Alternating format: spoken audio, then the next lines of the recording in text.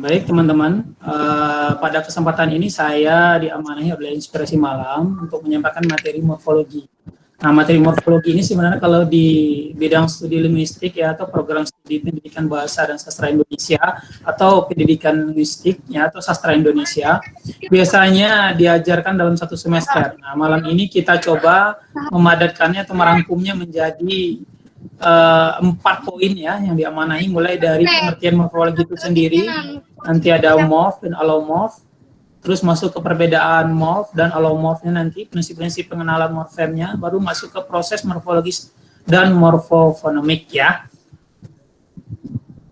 Baik, kita lihat dulu apa sih itu morfologi begitu. Kalau saya boleh kenalkan kepada teman-teman semua bahwa morfologi ini salah satu dari cabang ilmu linguistik ya, terutama linguistik mikro, seperti yang disampaikan di pertemuan pertama oleh pemateri pertama, ada linguistik mikro, ada linguistik makro gitu. Morfologi ini salah satu bagian dari linguistik mikro. Kemarin malam teman-teman sudah belajar atau sudah menyimak itu tentang fonologi. Nah, malam ini tentang morfologi.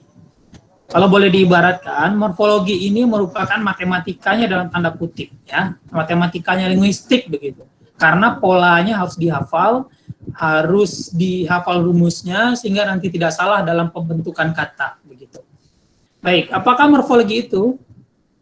Kita lihat secara etimologi atau asal usul kata. Kata morfologi berasal dari kata morf yang berarti bentuk dan logi yang berarti ilmu. Secara sederhana dapat disimpulkan ilmu bentuk begitu. Sementara itu menurut Kristal ya, morfologi adalah cabang tata bahasa yang menelaah struktur atau bentuk kata, utamanya melalui penggunaan morfem. Apa itu morfem? Nah, nanti setelah ini akan saya jelaskan ya. Nah, jelas terlebih dahulu teman-teman harus paham morfologi itu apa begitu. Selanjutnya Ramlan juga mengatakan bahwa, saya beritahu Ramlan ini merupakan bapak linguistik struktural Indonesia ya. Kalau di luar negeri ada Ferdinand de Saussure, ada Bloomfield, ada Noam Chomsky. Nah, kalau di Indonesia ada Ramlan. Selain Krida Laksana ada Ramlan. Di salah seorang bapak linguistik Indonesia begitu. Ramlan mengatakan bahwa morfologi adalah bagian dari ilmu bahasa yang membicarakan atau yang mempelajari seluk-beluk bentuk kata serta pengaruh perubahan-perubahan bentuk kata terhadap golongan dan arti kata.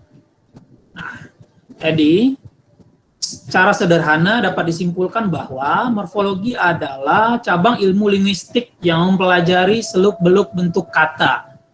Jadi tataran tertingginya adalah kata, bagaimana kata itu terbentuk. Nah, itu pengertian morfologi. Masuk kepada perbedaan morfologi dengan cabang ilmu kebahasaan lainnya. Sebenarnya ini nanti di pertemuan-pertemuan selanjutnya pembahasan terkait ini. Tapi ini secara singkat saya beritahu agar nanti tidak salah paham atau kedepannya lebih baik dalam menangkap materi atau menyimak materi begitu. Selain morfologi, morfologi ini boleh dibilang beda-beda tipis dengan leksikologi.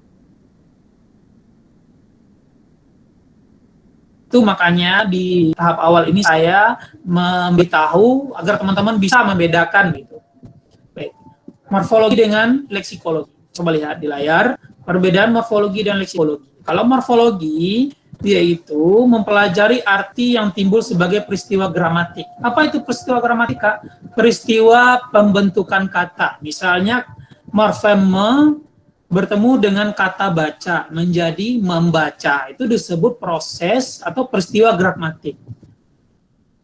Peristiwa gramatika ialah yang biasa disebut arti gramatik atau grammatical meaning. Arti makan dengan memakan itu berbeda. Makan dengan memakan, mana yang proses gramatikal? Memakan, karena di sana ada morfeme dan kata makan. Begitu. Itu disebut proses gramatikal. Di sini harus duduk dulu. Masuk ke leksikologi. Leksikologi mempelajari arti yang lebih kurang tetap terkandung dalam kata atau yang lazim disebut arti leksikal. Secara sederhana saya beritahu, kalau leksikologi ini arti kamus. Saya contohkan tadi memakan. Nah, memakan itu arti berdasarkan kamus. Tentu morfem dengan makan berbeda. Dari yang ada di kamus. Itu leksikal meaning. Artinya kata sebelum terjadi proses gramatikal. Saya katakan tadi proses gramatikal itu misalnya awalan me atau afik me ditambah kata makan menjadi memakan.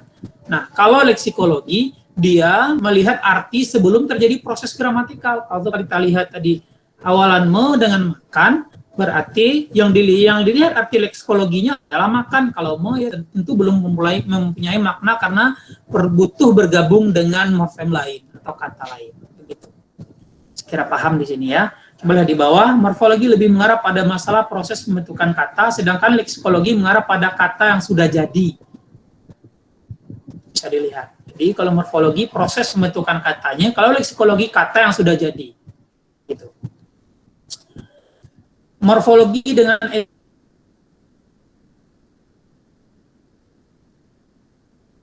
etimologi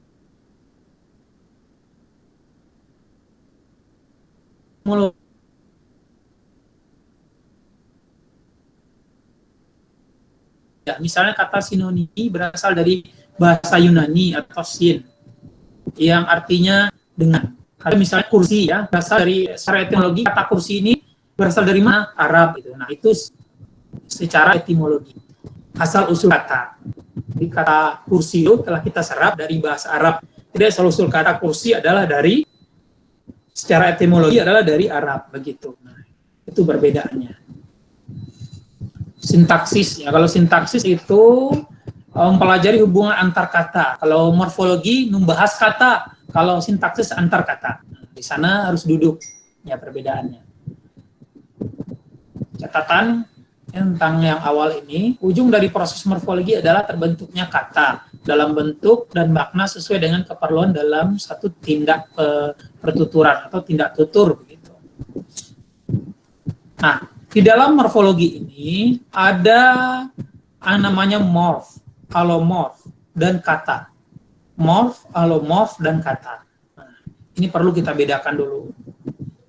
Ya, teman-teman kita belajar secara perlahan saja ya, sedang ini memang agak sedikit butuh hafalan sebenarnya kalau belajar morfologi ini kurang lebih sama dengan matematika karena pola-pola dan segala macam itu perlu dihafal. Jadi kita belajarnya secara perlahan saja. Insya Allah nanti bisa paham begitu. Terlebih dahulu morfem, morf, alomorf, dan kata. Morfem, morf, alomorf, dan kata.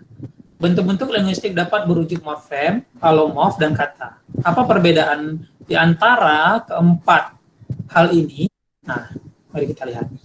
Morfem, ya, morfem, beda. Morfologi adalah ilmu bahasa yang mempelajari seluk-beluk bentuk kata. Di dalam morfologi ada yang dikatakan morfem, ada yang dikatakan morf, ada yang dikatakan alomorf, ada yang dikatakan kata. Jadi harus duduk satu-satu. Ini merupakan bagian dari morfologi. Apa itu morfem? Ya, morfem adalah satuan gramatik yang paling kecil yang tidak mempunyai satuan lain sebagai unsurnya.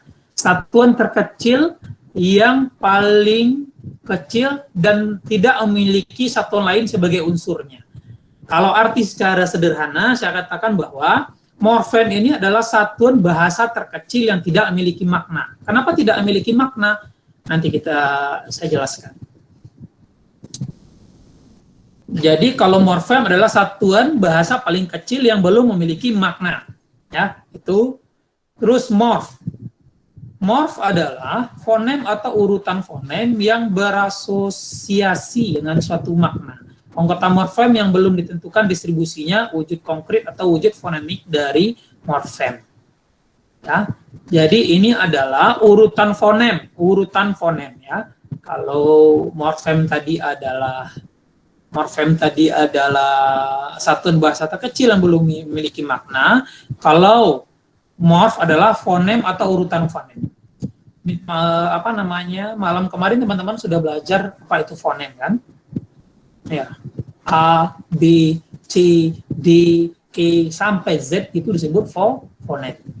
Jadi morf ini adalah urutan fonem. Masuk ke alomorf. Alomorf adalah anggota morfem yang telah ditentukan posisinya. Misalnya, ber adalah alomorf dari morfem ber. Paham ya di sini ya?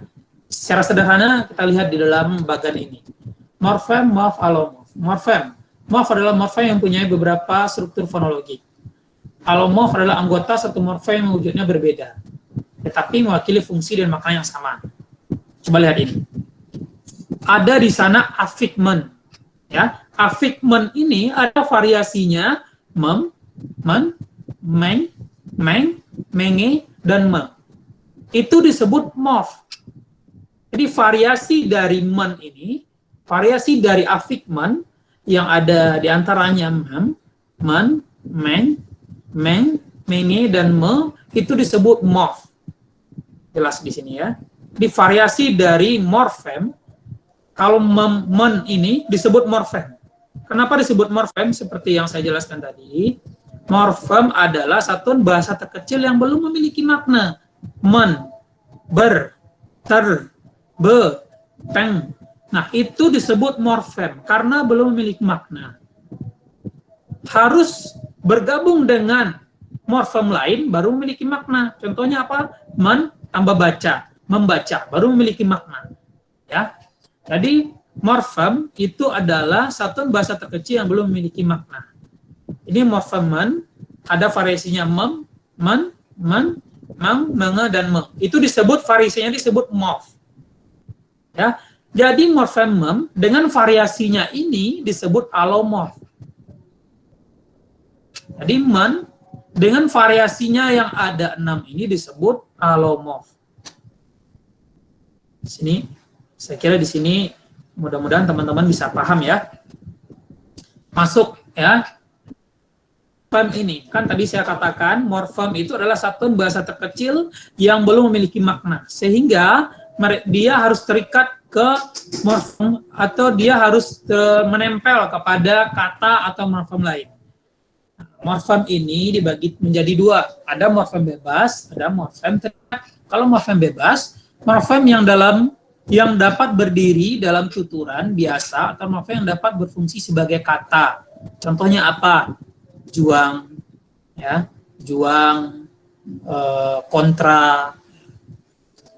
Terus apa bedanya dengan kata, Kak?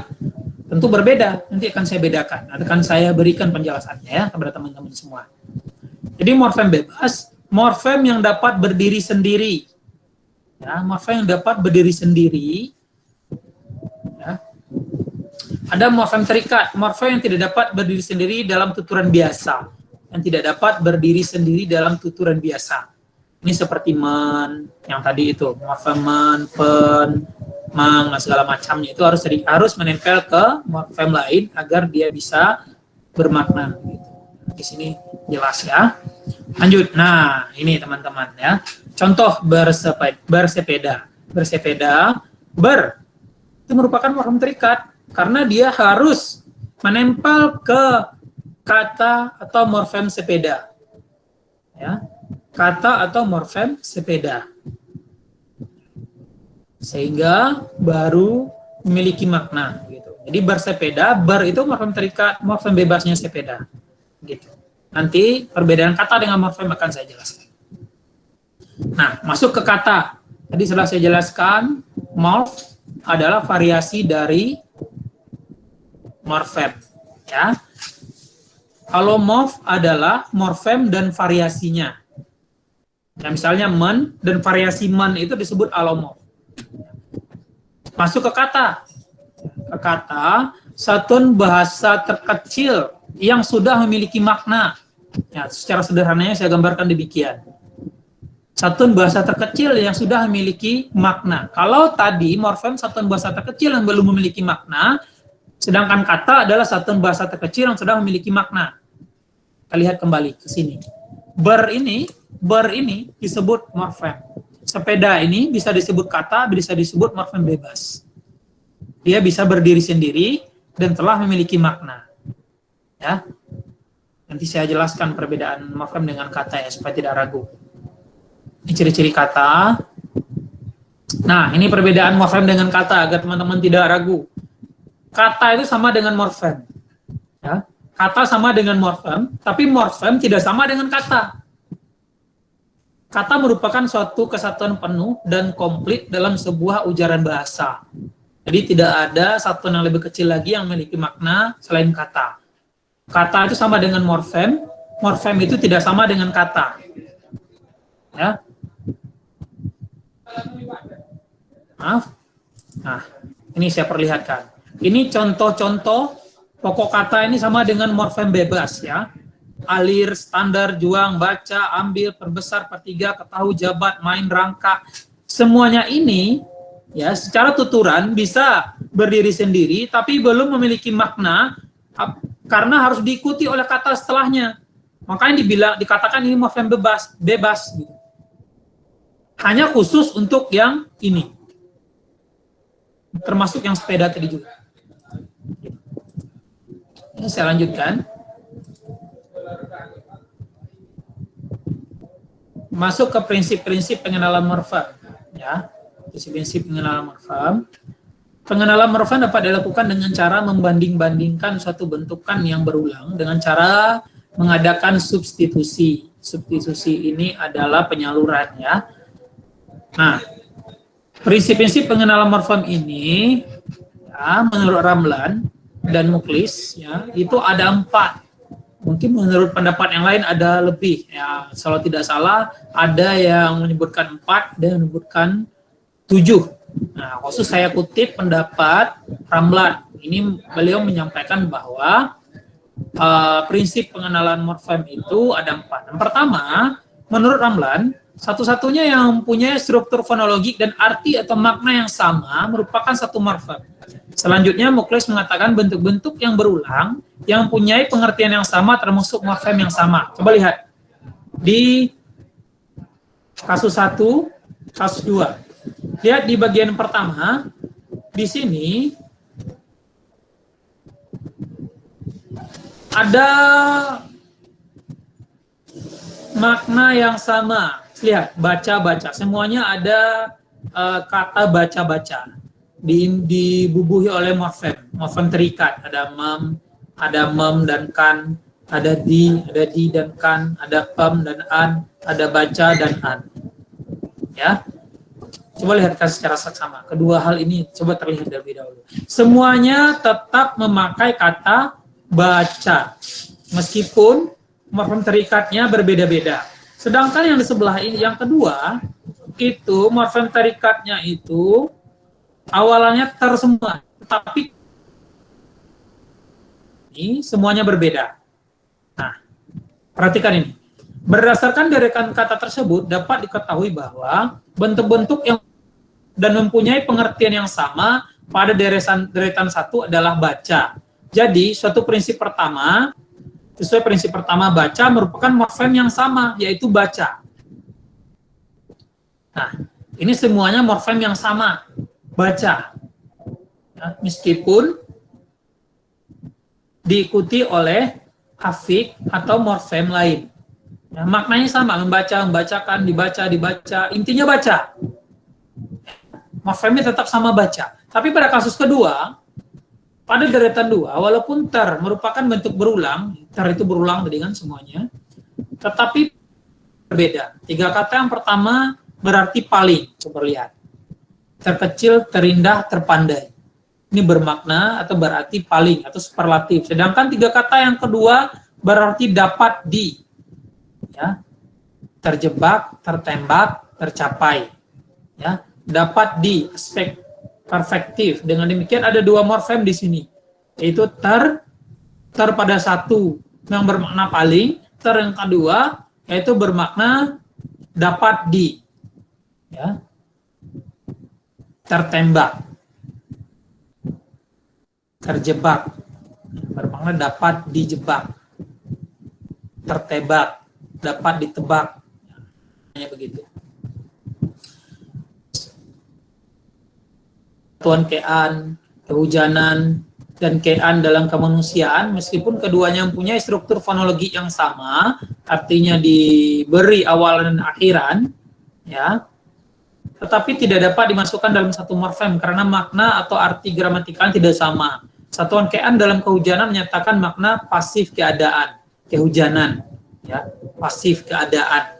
Sedangkan kean dalam kemanusiaan menyatakan makna abstraksi atau hal, ya, hal kemanusiaan. Gitu.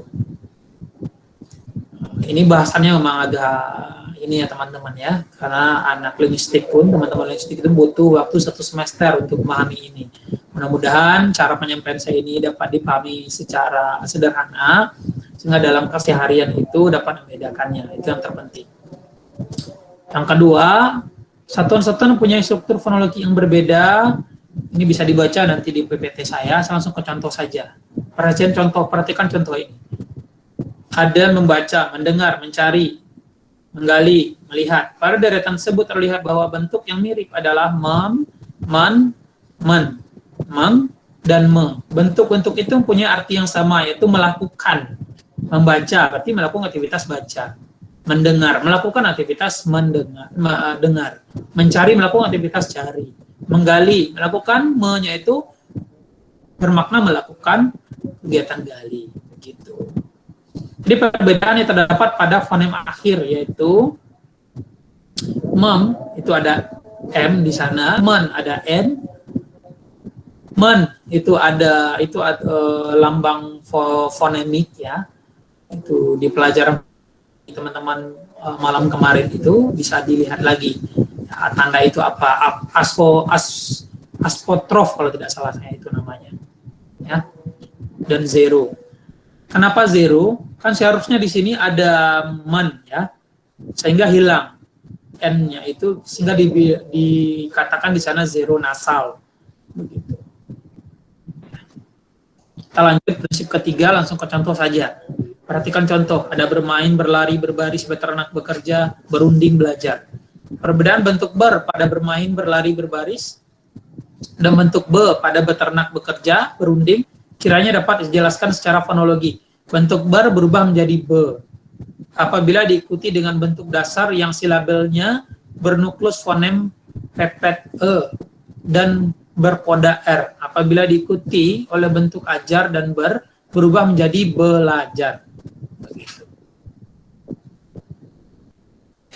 Prinsip keempat, lihat langsung ke contoh. Apabila dalam struktur satuan berparalel atau sejajar dengan suatu kekosongan, maka kosongan itu merupakan morfem, ialah disebut morfem zero yang saya jelaskan tadi. Ia membeli sepeda, ia menjahit baju, ia menulis surat, ia memakan roti seharusnya. Tetapi meskipun me-nya ini tidak dituliskan, ia makan roti pun maknanya sudah sama. Maka itu disebut morfem zero.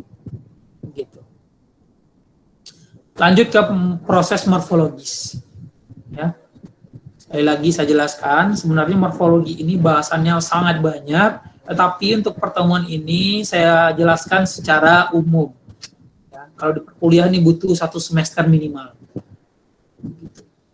Tapi teman-teman, saya padatkan untuk beberapa waktu ini, ya waktu yang sangat singkat ini, belajar tentang seluk bentuk kata, ya. Sekarang masuk kepada proses morfologis. Apa itu proses morfologi? Baik, sebelum masuk ke sini, saya ulangi dari awal tadi.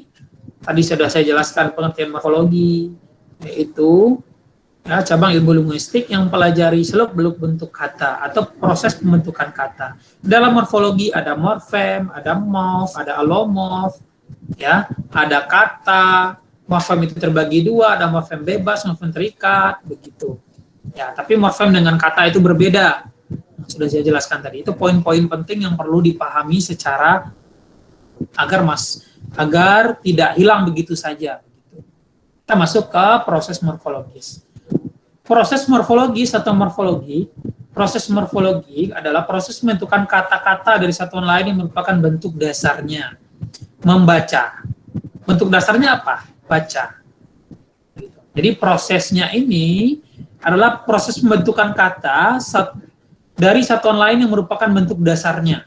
Nanti saya jelaskan ya. Sebenarnya dalam proses morfologis ini ada 9, sangat banyak teman-teman. Ini 9 ini bahasannya panjang. Kalau saya memberi perkuliahan, terkadang 9 ini saya ajarkan di 4 kali pertemuan atau 4 minggu gitu.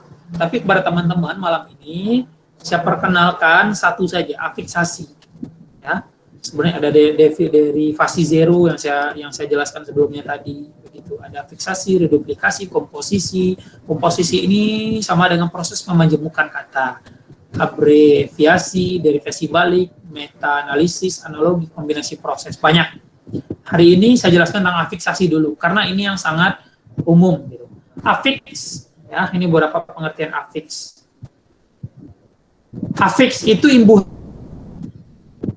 Yang dikatakan afiksasi adalah proses pengimbuhan, ya, proses pembentukan kata melalui imbuhan. Itu disebut dengan afiksasi. Tapi yang dikatakan afik adalah afikmam, afikber, itu disebut afik. Ya, ketika afik itu menempel dengan morfem bebas atau kata, ya, afik itu menempel dengan kata, itu disebut dengan proses afiksasi. Paham ya? Nah, di sini saya jelaskan dulu afik. Suatu satuan gramatik yang terikat di dalam suatu kata merupakan unsur yang bukan kata atau pokok kata yang memiliki kesanggupan melekat pada satuan lain. Artinya harus melekat pada satuan lain. Nah, menurut Ida Bagus Putrayasa, nah ini baru pengertian afiksasi. Seperti yang saya jelaskan secara sederhana, proses pembentukan kata dengan membubuhkan afiks atau imbuhan pada bentuk dasar, baik berupa tunggal maupun kompleks. Ya. Ini Abdul Khair juga menjelaskan. Tak perlu saya persingkat saja. Nah, ini. Jadi afiks berdasarkan latar. Ada simulfiks, ya, ada prefiks, ada infiks. Ya, simulfiks, prefiks, infiks. Pada intinya ada 3 hal itu. Ya, ini hanya kombinasinya. Suprafiks, intrifiks, transfiks itu kombinasi saja. Sufiks, konfiks, kombinasi afiks. Tapi intinya ada 3, simulfiks, prefiks, infiks. Lihat tabel ini. Nah, prefiks, ya, prefiks itu jenis afik yang berada di awal. Ya, ada mang, mandi, terpang, pe, se, par, pra, ke, a, maha, para. Ada di awal. Infik ada di tengah. Ya, teman-teman. Infix itu adalah afik, jenis afik yang berada di tengah. Ada l, r, m, in. Sufiks itu di akhir. Sufiks itu di akhir. Ya, sufiks itu di akhir, prefiks di awal, infiks di tengah, sufiks di akhir. Masuk ke konfiks. Konfiks ini gabungan awal dan akhir. Ya, penan, pean, peran, beran, kean, begitu. Infiks, contoh infiks, ya, infiks ini contohnya di dalam kata itu apa, Kak? Contoh gigi plus r, ya, dia berada di tengah. Gigi plus r menjadi gerigi, ya, salah satu contohnya. Apalagi, Kak? Apalagi, ya? Tunjuk dan l, ya. Tunjuk dan l itu menjadi telunjuk. Nah, banyak hal yang lain, ya. Sidik dan l menjadi sidik dan l menjadi selidik. Nah, banyak yang lain. Ini, afik berdasarkan asal ada afik asli, ya, afik asli, ada afik asing. Ini teman-teman. Afik asing bisa dilihat ini. Mana ya? Wan. Ya, wan ini afik asing, wati, afik asing. Ya. Wati, wan, ya, dermawan, misalnya wan ini, ya. Budiman, man ini afik asing.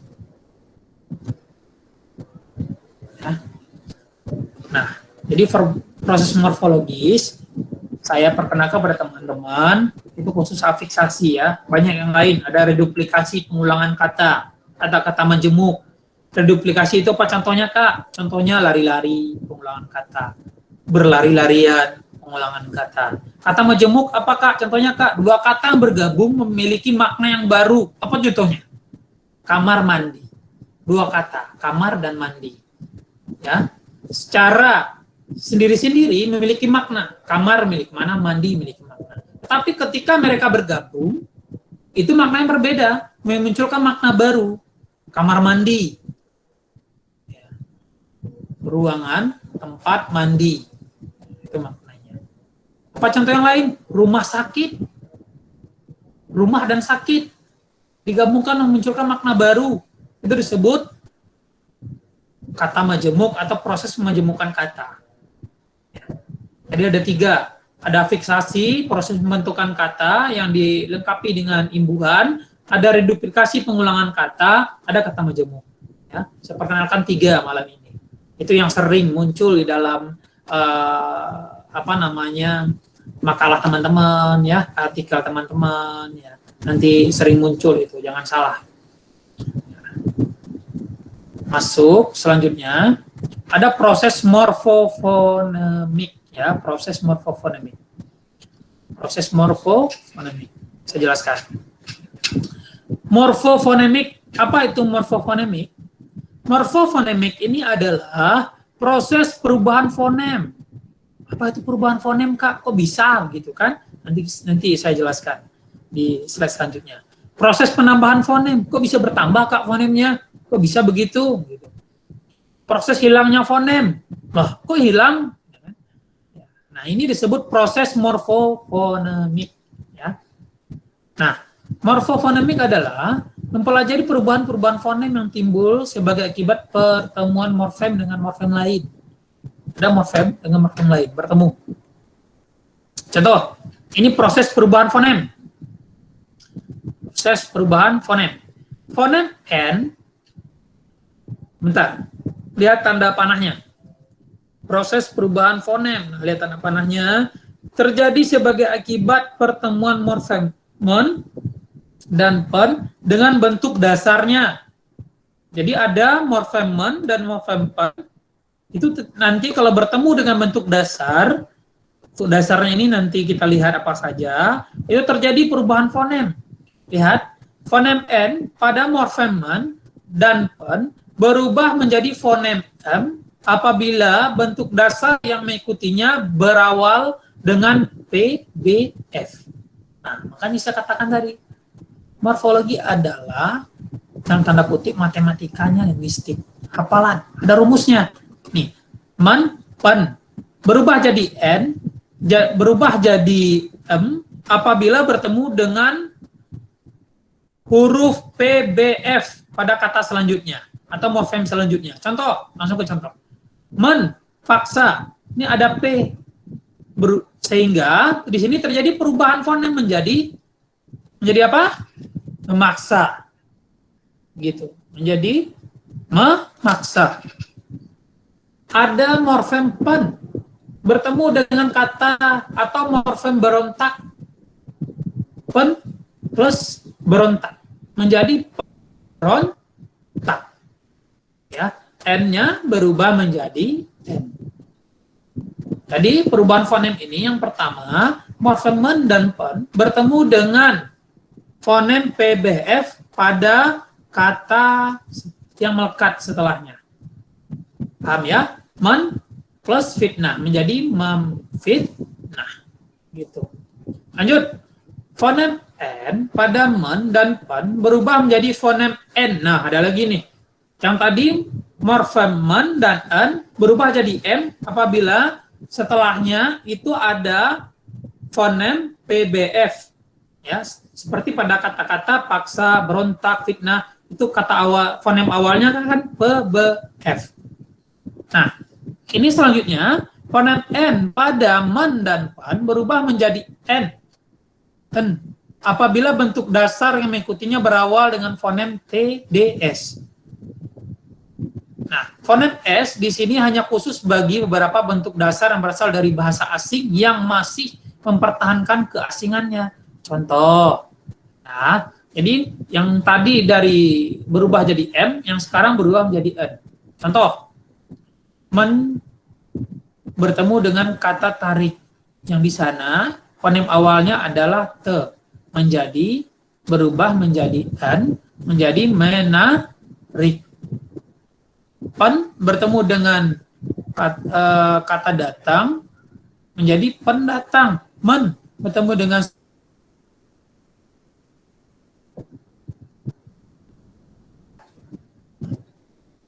lanjut. Nah, yang tadi berubah jadi, yang pertama berubah jadi M, yang kedua berubah menjadi N, yang ketiga, nah ini. Fonem N pada morfem men dan pen berubah menjadi nya. Ini apa ya dibacanya ya?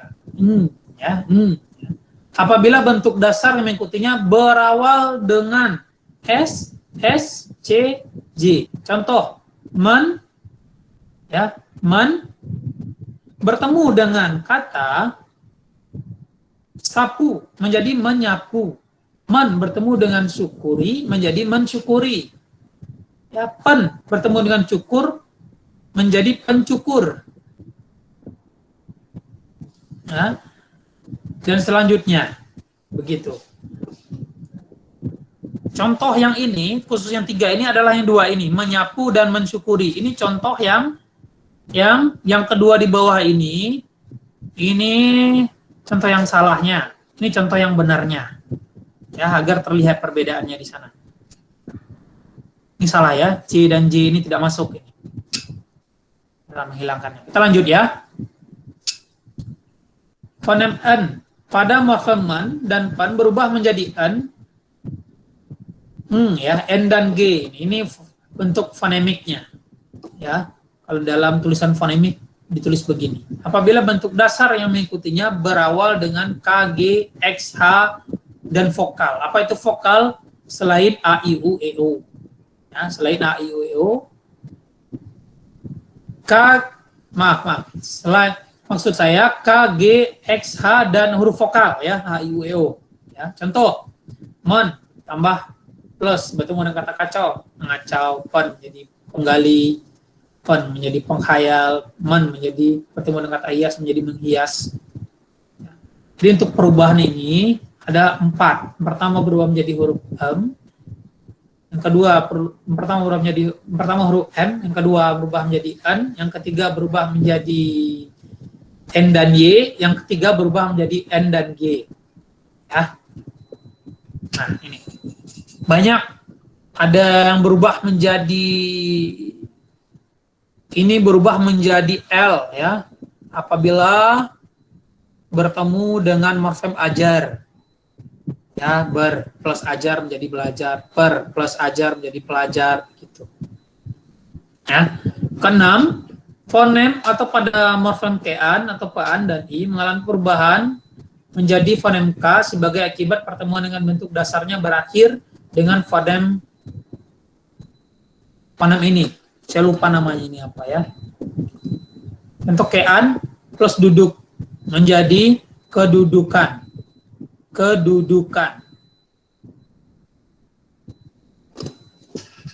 Baik. Pen, an, petik menjadi pemetikan. Rusak plus i menjadi rusaki. Nah, yang tadi proses apa tadi? Perubahan fonem. Sekarang penambahan fonem. Ya. Terjadi sebagai akibat pertemuan morfem men dan pen dengan bentuk dasarnya yang terdiri satu suku kata. Contoh, bon, las, cat, gur. Di menge, fonem tambahan e sehingga pen berubah menjadi penge ya, penge. Ada penambahan fonem e di sana. Nah, ini contohnya. Terjadi akibat pertemuan morfem an, ke-an, dan pe-an. Ini teman-teman bisa lihat sendiri. Contohnya banyak. Nanti teman-teman bisa baca, akan saya bagikan PowerPoint ini nanti. Teman-teman bisa baca sendiri. Contohnya banyak. Dan ini hanya beberapa contoh saja. Tentu dalam kehidupan sehari-hari lebih banyak lagi. Tapi pola-polanya, kalau teman-teman ragu bisa pedomani ini. Untuk persingkat waktu, saya lanjut saja. Selanjutnya, proses penghilangan fonem. Ya, proses penghilangan fonem. Proses hilangnya fonem N pada men dan pen dengan bentuk dasar dan nasal. Ya, contoh men plus lerai menjadi melerai. Terjadi hilangnya fonem N ya. Pen dan plus ramal menjadi peramal, men yakinkan menjadi meyakinkan, pen plus warna menjadi pewarna, men plus nganga menjadi menganga. Ya, kan ini adalah nasal, nye, ya kan? Ini ini nasal gitu, ya teman-teman. Paham ya sampai di sini ya? Di proses morfofonemik itu ada proses perubahan fonem, ya, penambahan fonem, penghilangan fonem. Nah, ini ada lagi. Fonem R pada morfem ber, per, dan ter hilang akibat pertemuan morfem itu dengan bentuk dasar yang berawalan dengan fonem R dan bentuk dasar yang suku pertamanya berakhiran dengan R. Nah, makanya ini harus dihafal ya. Kalau di sini tadi penghilangan fonem ada fonem awal dari kata-kata ada kata yang berawalan fonem L, R, Y, W dan nasal. Kalau yang di sini ditambah lagi dengan ada yang fonem R dan fonem R. Contoh, berenang. Terjadi penghilangan fonem R menjadi berenang. Berdaya menjadi teperdaya. Peramping menjadi per plus ramping menjadi peramping. Begitu. Nah, fonem PTSK atau KTSP ya, boleh disingkat. Kalau ragu dengan susah menghafalnya. PTSKP boleh KTSP ya. Pada awalnya morfem hilang sebagai akibat pertemuan morfem men dan pen dengan bentuk dasar yang berawal dengan fonem-fonem itu. Ya. KTSP ini fonem men dan pen ini bertemu dengan fonem-fonem yang katanya berawalan fonem KTSP. Contoh, men bertemu dengan paksa yang awalannya P menjadi memaksa, sehingga fonem fonem P-nya itu hilang. Itu menulis menjadi men plus tulis menjadi menulis, fonem P-nya hilang gitu. Menyapu men tambah sapu menjadi menyapu, pen tambah karang menjadi pengarang gitu ya. Nah, catatan. Hilangnya fonem tidak terjadi pada bentuk dasar yang berprefik. Contoh, ya, yang berprefik ini contoh, ya, membersamai, ya, di sana kan membersamai, itu bisa dipecah menjadi bersama, bersamai, membersamai. Di sana ada prefik member. Ya. Hilangnya fonem juga tidak terjadi pada bentuk dasar kata-kata berasal dari kata asing yang masih mempertahankan keasingannya. Keasingannya tadi itu seperti contoh yang tadi, mensurvei tadi. Mana ya tadi ya contohnya? Nah ini kan dia seharusnya kalau memakai kaidah yang tadi, KTSP tadi, ini harusnya kan hilang. Ini kan tidak hilang. Tapi kata survei ini kan serapan dari asing, tapi tak mempertahankan bentuk asingnya, makanya dia tidak hilang. Paham ya? Nah, itulah penjelasan saya tentang morfologi secara secara umum kepada teman-teman semuanya. Karena materinya sangat banyak ya. Mungkin tidak cukup waktu kita untuk menjelaskan secara lebih panjang. Yang jelas secara umum gambaran-gambaran tentang morfologi ini itu memang memiliki pola, dan pola-polanya ini memang harus kita hafal supaya terbiasa. Kalau tidak dihafal, membiasakan diri saja. Kalau misalnya kalau muncul ini kenapa begini ya, cek lagi ini, cek lagi, begitu ya. Baik teman-teman, sebelumnya saya sampaikan maaf dulu karena waktu sebenarnya saya dihubungi panitia itu mulainya pukul 20 atau 19 WIB.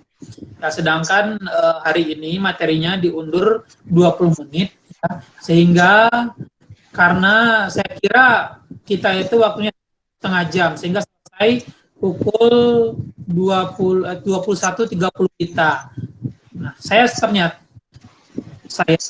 sebelumnya sudah buat janji dengan teman yang lain karena ada agenda lain pukul 8:30 nanti harus mulai begitu. Oleh sebab itu untuk mempersingkat ya sesi tanya jawab, langsung saja kita diskusi ya. Saya ada sediakan beberapa sampel ya. Ini teman-teman nanti bisa langsung hidupkan mikrofonnya, silakan di mute nanti ya untuk menjawabnya.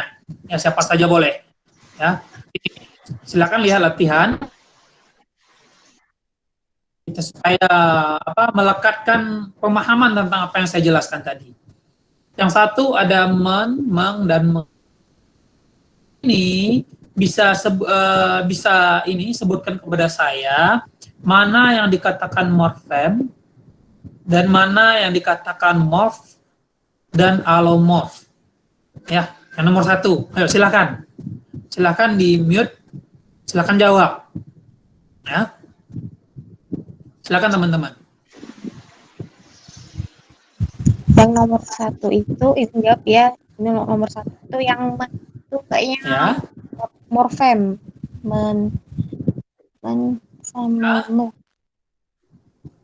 Ya. Nomor satu itu disebut apa tadi, disebut apa? morfem. Oke, nomor satu disebut morfem, benar ya. Men, meng, dan me itu disebut morfem. Meng, meng, dan me itu merupakan variasi dari men. Ya. Variasi dari men ini yang ketiga ini disebut juga sebagai apa? Silakan. Alomorf.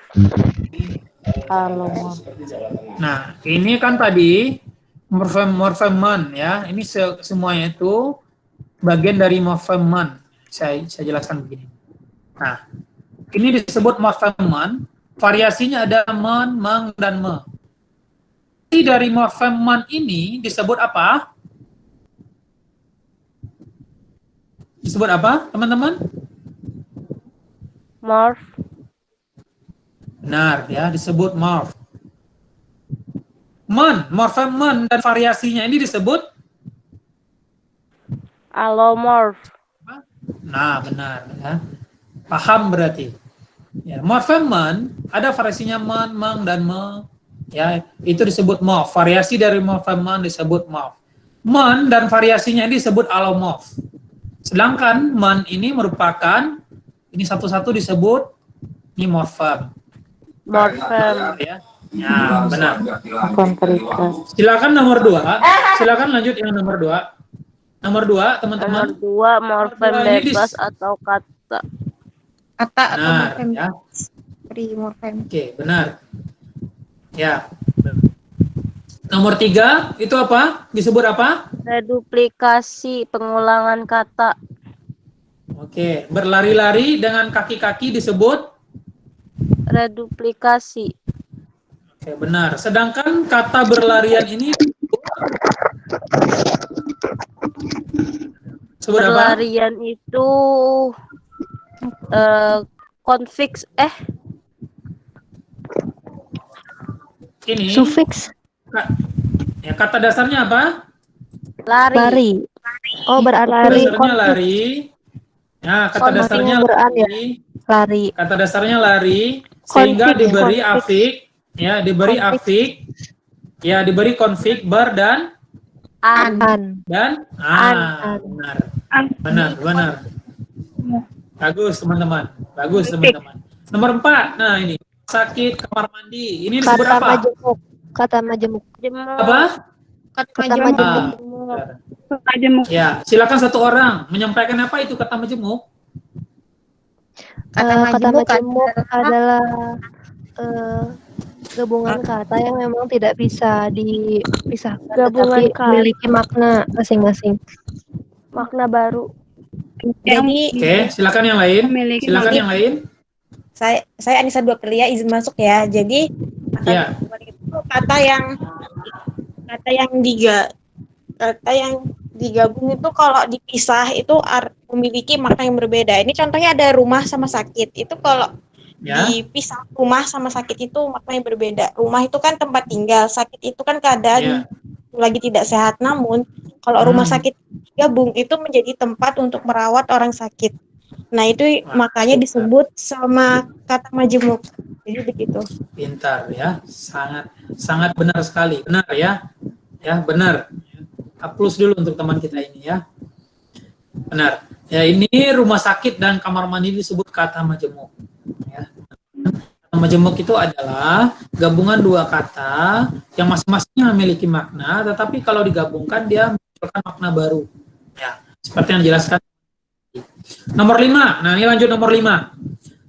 Bertanggung jawab. Nah, coba saya tanya dulu. Bertanggung jawab, pertanggungjawaban. Kata dasarnya ini apa?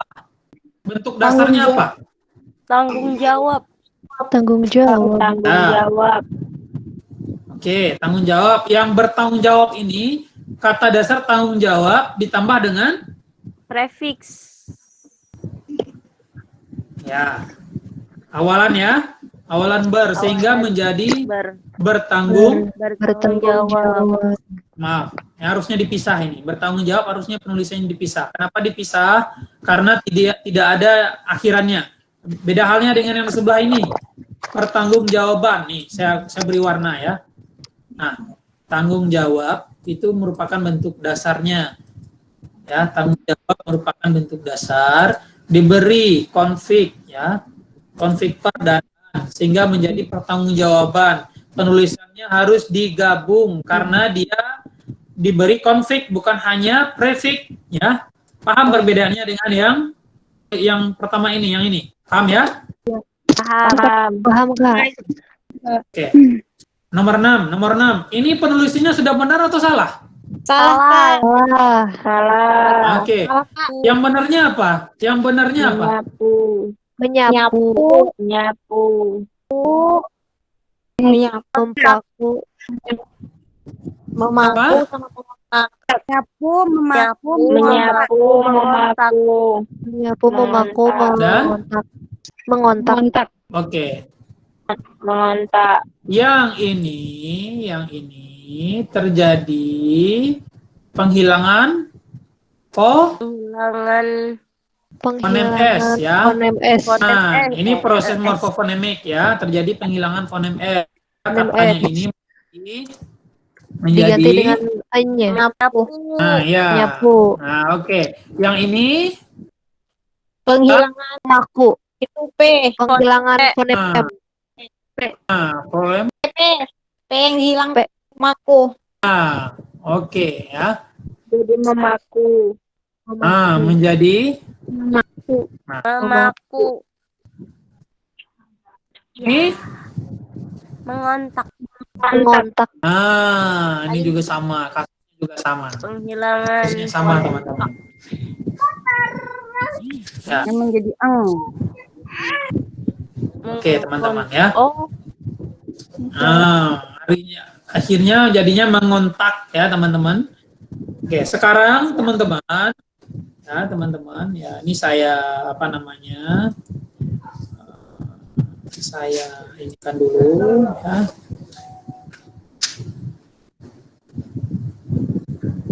Ini ada. Baik teman-teman, silakan teman-teman, saya beri kuis ya teman-teman, karena kalau berlatih kata ini sama halnya dengan sering-sering latihan. Kalau soal matematika kan kita sering diberi soal, kita sering latihan, kita bisa hafal kan, meskipun kita bisa mengerjakan meskipun rumusnya kita tidak detail hafal. Sama juga dengan bahasa ini harus diterapkan begitu. Teman-teman, saya beri challenge ya, tantangan. Coba ya, silahkan raise hand ya, raise hand. Ini saya tutup dulu ya teman-teman. Saya tutup dulu. Nah, saya tutup dulu ke sini dulu. Silakan teman-teman, siapa yang bisa memberikan contoh infix ya. Infix itu dia di tengah tadi. Ada berapa contoh tadi? Nah, ini saya buka lagi per poinnya agar teman-teman bisa melihat. Ya, contoh infix itu apa? Ini teman-teman, saya silakan beri 2 contoh. Nah, ini infix ini. Ada 4 ini. Ada L, R, M, dan IT. Coba. saya Kak Coba. Siti Rohmah. Bentar ya. Sebentar.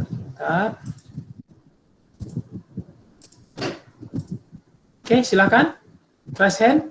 Nih, siapa itu? Udah Kak Siti Rohmah. Saya Kak. Oke, silakan Siti. Ya, silakan Siti. Ya, silakan. Izin menjawab dari infix ya Kak.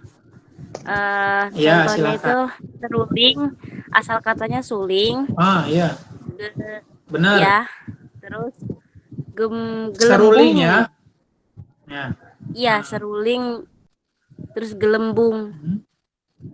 cukup. Gelembung itu kata kata dasarnya apa, bentuk dasarnya apa, dan ditambah titik apa?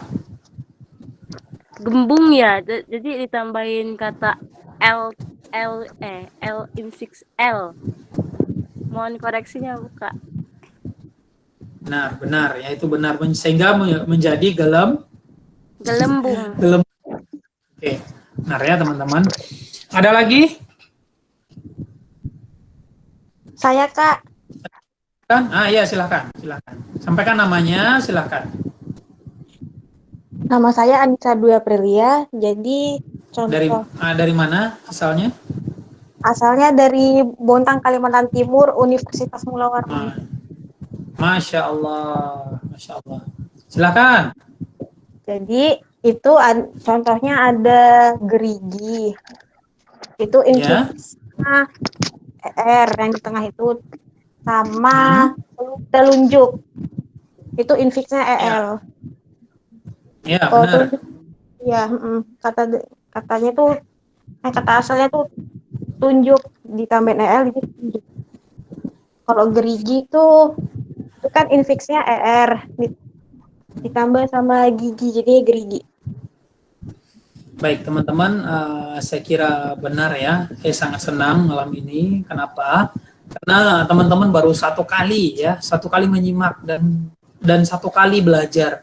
Mungkin ada hal baru, mungkin morfologi masih asing bagi teman-teman semua, masih baru begitu. Tapi teman-teman bisa langsung mengaplikasikannya, mengimplikasikannya begitu. Saya sangat senang. Sedangkan anak bahasa itu 1 semester. Ya, 1 semester belajar morfologi ini sangat panjang prosesnya begitu teman-teman. Baik, silakan teman-teman. Saya mau tahu teman-teman, silakan satu orang yang bisa menyimpulkan apa yang saya sampaikan tadi dari awal sampai akhir. Nah, ini saya tantang ini. Siapa kira-kira? Boleh ya Fahri ya? Ya, karena kita apa namanya? Biar bisa kita menyampaikan untuk kita langsung diserap begitu. Silakan siapa kira-kira? Apa itu morfologi, apa itu morf, apa itu alomorf, apa itu morfem, kan? Ada nih Kak. Ada yang bisa? Oh iya, silakan, silakan. Iya, Silakan silakan. Kak.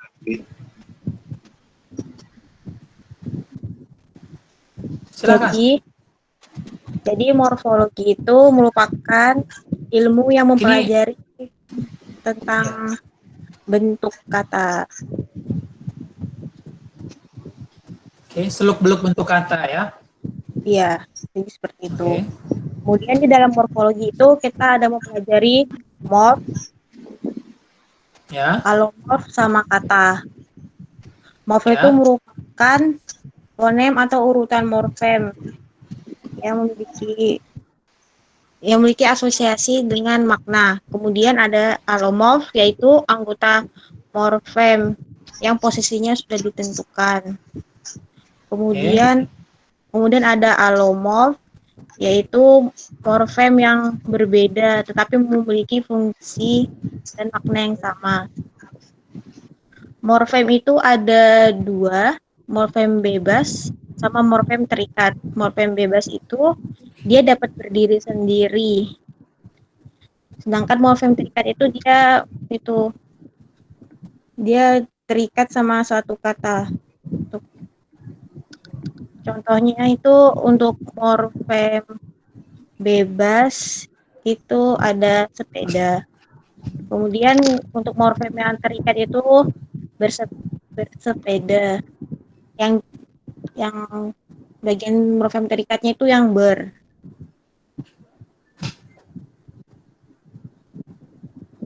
Setelah itu kata itu jadi morfem, namun morfem itu bukan termasuk kata. Kemudian saya luruskan ya.